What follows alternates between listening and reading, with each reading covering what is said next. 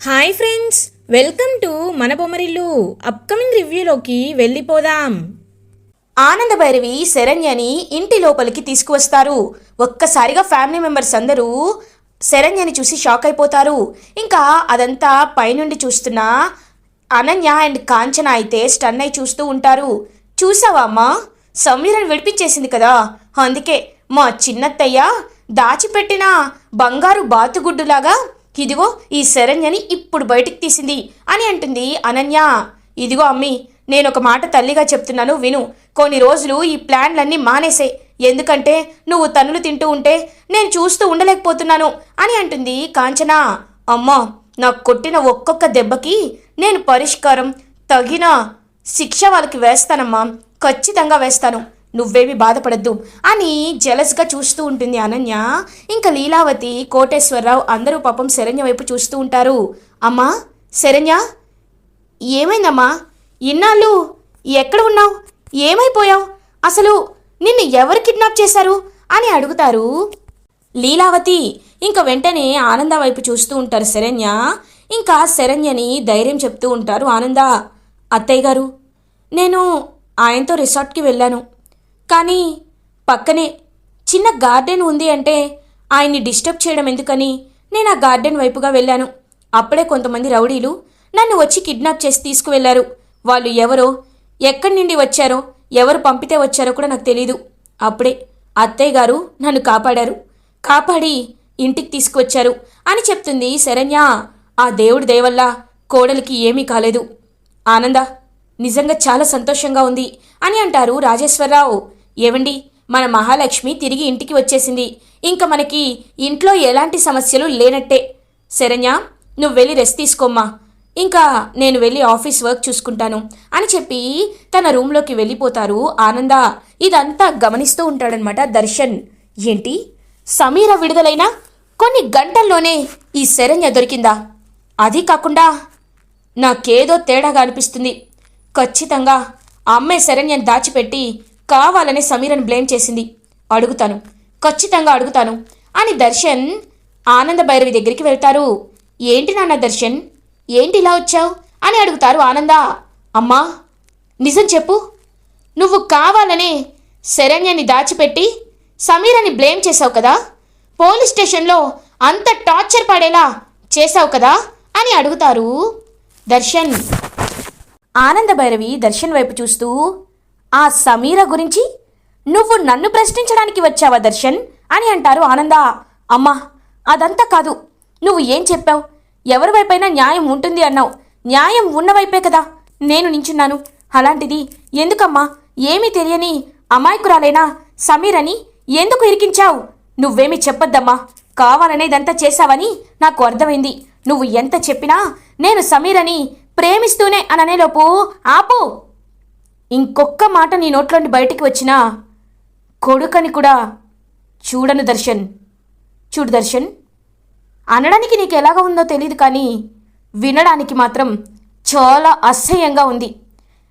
భార్య, తాళి కట్టిన భార్య వేద మంత్రాల సాక్షిగా నీతో 7 అడుగులు వేసి వచ్చి నిన్ను తాళి కట్టి తను నీ పనులన్నీ చేస్తూ కనీసం నువ్వు ఎన్ని టార్చర్ పెట్టినా, ఏమన్నా, ఏం మాట్లాడినా ఒక్క మాట కూడా ఎదురు చెప్పని సీతాదేవి లాంటి భార్య నీకు దొరికితే, ఆ దేవుడు నీకు సీతాదేవి లాంటి భార్యని తీసుకువస్తే నువ్వు మాత్రం ఏం చేస్తున్నావు? నీ పొగరుని చూపించావు, నీ అహంకారాన్ని చూపించావు.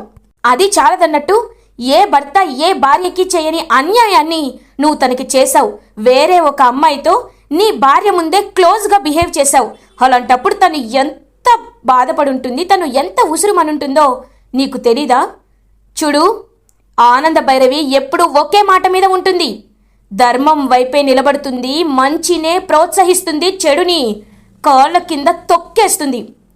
అది కొడుకైనా అవని, కూతురైనా అవని, దేవుడైనా అవని నాకు అవసరం లేదు. నా కోడలు నిలువెత్తు బంగారంతో చేసిన మనిషి లాంటిది. తన ముందు నువ్వు కాదు కదా, నువ్వు ఆ సమీర కాల గోటికి కూడా సరిపోరు. కాబట్టి చెప్తున్నాను, ఇంకొకసారి నా కోడలి విషయంలో నువ్వు ఏదైనా తప్పు చేశావని తెలిస్తే దర్శన్, కొడుకు అని కూడా చూడను. గుర్తుపెట్టుకో, నువ్వు నా ముందు నించొని ఆ సమీరం గురించి మాట్లాడే ధైర్యం కూడా ఎప్పటికీ చెయ్యొద్దు అని చెప్పి గట్టిగా చెప్తారు ఆనంద. ఇంకా ఛా అని చెప్పి అక్కడి నుండి వెళ్ళిపోతాడు దర్శన్. ఇది ఇలా ఉండగా నెక్స్ట్ డే మార్నింగ్ అవుతుంది. శరణ్య దర్శన్ దగ్గరికి వెళ్తుంది. ఏవండి కాఫీ అని కాఫీ ఇస్తుంది శరణ్య. ఇంకా కాఫీ కప్ తీసుకొని గట్టిగా విసిరి కొడతాడు దర్శన్. ఏయ్, నువ్వు మా అమ్మ ముందు నటించొచ్చు కానీ నా ముందు నీకు నటించేంత లేదు. సమీరాని కొట్టిస్తే నేను భయపడిపోతాననుకున్నావా? చూడు, సమీరా చాలా మంచిదని నేను గట్టిగా నమ్ముతున్నాను.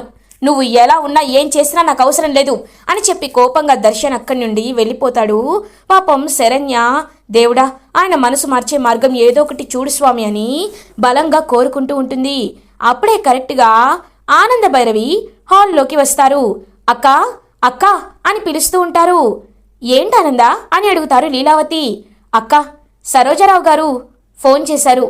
రేపు నిశ్చితార్థానికి మంచి ముహూర్తం ఉందంట, దాన్ని ఖాయం చేయమని అడుగుతున్నారు. మరి ఏం చెప్దామక్క అని అడుగుతారు ఆనంద భైరవి. అయ్యో, ఈ గొడవల్లో అందరి మనసులు విసిగిపోయి ఉన్నాయి. ఇప్పుడు లహరి నిశ్చితార్థ వేడుకలు జరిగితేనైనా ఇంట్లో కాస్త సంతోషం వస్తుంది. ఆ ముహూర్తమే ఖాయం చేయమను ఆనంద అని అంటారు లీలావతి. అప్పుడే అక్కడికి వచ్చి విన్న లహరి ఒక్కసారిగా షాక్ అయిపోతుంది. అమ్మా, నేను నీతో మాట్లాడాను కదమ్మా అని అంటుంది లహరి. ఓ, మర్చిపోయాను, నీతో చెప్పాలని రాత్రి నీ రూమ్ దగ్గరికి వచ్చాను, కానీ నువ్వు అప్పుడే నిద్రపోయావమ్మా. కూర్చో, చెప్తాన్రా. నువ్వు నాతో ఏమడిగావు? యుఎస్ వెళ్ళి చదువుకుంటాను అన్నావు కదా. ఇదే విషయాన్ని నేను సరోజారావు గారితో మాట్లాడాను. ఆవిడ ఏమన్నారో తెలుసా?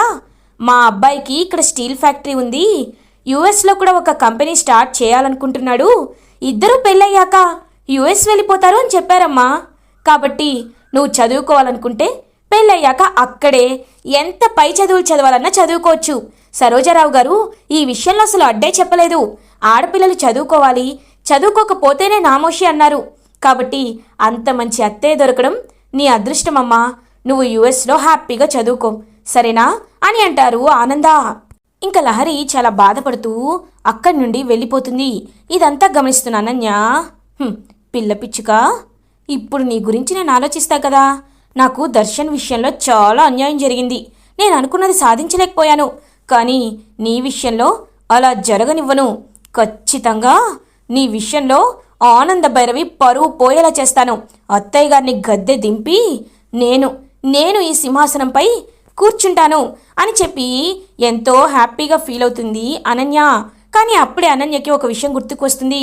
అమ్మో, ఒకవేళ ఆ ప్లాన్ తిప్పికొడితే మళ్ళీ దర్శన్ వైపు రావాలి. అలా జరగాలి అంటే నేను ఖచ్చితంగా ఇప్పుడు సమీరా దగ్గరికి వెళ్ళాలి అని అనన్య సమీరా దగ్గరికి బయలుదేరుతుంది. అప్పుడే కరెక్ట్గా సమీరా అయితే ఇంకా మొత్తం బ్యాగ్ అంతా ప్యాక్ చేసుకొని బయటికి వెళ్ళిపోతూ ఉంటుంది. సమీరా, ఆగు, ఎక్కడికి వెళ్తున్నావు అని అడుగుతుంది అనన్య. నన్ను వదిలే తల్లి, నీకొక పెద్ద నమస్కారం. అసలు నీ వల్లే జైల్లో 2 రోజులు మాడిపోయి దెబ్బలు తినాల్సి వచ్చింది. నువ్వు చెప్పినట్టు నేను కిడ్నాప్ చేయకపోయింటే అసలు కనీసం నా పేరే బయటికి వచ్చేది కాదు. ఇదంతా నీ వల్లే జరిగింది. నీ చావు నువ్వు చావు, నన్ను వదిలేయి, నేను చావాలనుకోవటం లేదు అని వెళ్ళిపోబోతూ ఉంటుంది సమీరా. ఆగు సమీరా, ఏంటి ఇంత చిన్న విషయానికే భయపడేంత వీక్ క్యారెక్టర్ అనేది? చూడు సమీరా, వెనకాల ఉన్న 1000 కోట్ల ఆస్తిని చూడాలనిపించట్లేదా? రాజ్కోటిలో నీకు భాగం కావాలి అనిపించటం లేదా? ఆ సంస్థానానికి నేను మహారాణినైతే నా పక్కన మంత్రిగా నీకు ఉండాలనిపించటం లేదా అని అడుగుతుంది అనన్య. ఒక్కసారిగా వెళ్తున్న సమీరా ఆగిపోతుంది. నాకు తెలుసు నీకు డబ్బు వస్తుందని నాకు తెలుసు అని మనసులో అనుకుంటుంది అనన్య. అంటే అది అని అంటుందన్నమాట సమీరా. చూడు, కొంచెం ఓపిక పట్టు. అయినా నిన్ను ఏదో వాళ్ళు కావాలని ఇరికించారు, కానీ ఇప్పుడు నువ్వు ఇరుక్కోవు కదా. నువ్వు ఇరుక్కోవాల్సిన అవసరం కూడా నీకు లేదు. నీకేం జరగకుండా నేను చూసుకుంటాను. కానీ కొద్ది రోజులు మనం సైలెంట్గా ఉండాలి, అప్పుడే మనం అనుకున్నవన్నీ సాగుతాయి అని చెప్పి ఇంకలా అక్కడి నుండి అయితే వెళ్ళిపోతుందనమాట అనన్య. అవును, కోట్ల ఆస్తిని వదులుకోవాలంటే నాకు చాలా ఇబ్బందిగానే ఉంది. ఇంకొంచెం ఓపిక పడితే నేను ఆ ఇంటి కోడలైపోతాను. ఎలా అయినా శరణ్య పరువు తీయాలి కదా అని చెప్పి ఆలోచిస్తూ ఉంటుంది సమీరా. ఇంకా సమీరకి అలా ఆశ చూపించి ఇంకా ఇది నాకు ఖచ్చితంగా హెల్ప్ చేస్తుందని మనసులో అనుకొని అక్కడి నుండి వెళ్ళిపోతుంది అనన్య. ఇది ఇలా ఉండగా నెక్స్ట్ డే మార్నింగ్ అవుతుంది. లహరి అండ్ సరోజారావు వాళ్ళ కొడుకుతో జరిగే నిశ్చితార్థం ఏర్పాట్లయితే అంగరంగ వైభవంగా జరిపిస్తూ ఉంటారు. ఆనందభైరవి, లీలావతి అందరూ హడావిడిగా తిరుగుతూ అటు ఇటు ఉంటే పాపం లహరి మాత్రం బాధపడుతూ ఏడుస్తూ ఉంటుంది. అప్పుడే శరణ్య లహరి అని రూమ్లోకి వస్తుంది. కానీ అక్కడ లహరి కన్నీళ్లతో కనబడుతుంది.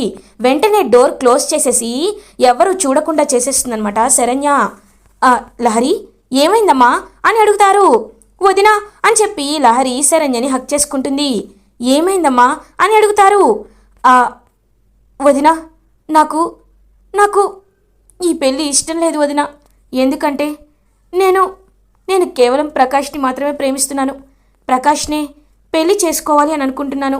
నాకు ప్రకాష్ అంటే చాలా ఇష్టం. అతనికి నేనంటే చాలా ఇష్టం వదినా అని చెప్తుంది లహరి. ఏంటి ప్రకాషా? ఎవరతను అని అడుగుతారు. నీకు తెలుసు వదినా, ఖచ్చితంగా నేను నీకు పరిచయం చేస్తాను. ఈ పెళ్ళిని ఆపే వదినా ప్లీజ్ అని అడుగుతారు. చూడమ్మా, నేను చెప్పేది విను. ఇప్పుడు పెళ్ళి ఆపితే ఖచ్చితంగా అత్తయ్య గారి పరువు పోతుంది. అందుకే చెప్తున్నాను, ఇప్పుడు మనం ఎలాంటి నిర్ణయం తీసుకోకూడదు. కావాలంటే అత్తయ్య గారితో నేను మాట్లాడతాను. ఖచ్చితంగా మాట్లాడి మీ ఇద్దరి పెళ్ళి నేను జరిపిస్తాను. కానీ అతను మంచివాడై ఉండాలి. నాకు ఒకసారి ప్రకాష్ ఫోటో చూపించు అని అంటారు. ఇంకా శరణ్య అయితే చూస్తూ ఉంటుంది. ప్రకాష్ ఫోటోని చూపిస్తుంది లహరి. ఇతన్ని ఎక్కడో చూసినట్టుందే అని అనుకుంటూ ఉంటుంది పాపం శరణ్య. వదినా నువ్వే ఏదో ఒకటి అబ్బాయికి చెప్పు వదినా అని అంటుంది పాపం. అలా ఇంకా లహరి.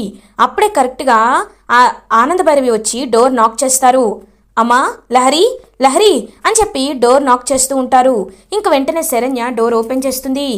ఏమైందమ్మా శరణ్య, ఎందుకు అలా ఉన్నారు అని అడుగుతారు.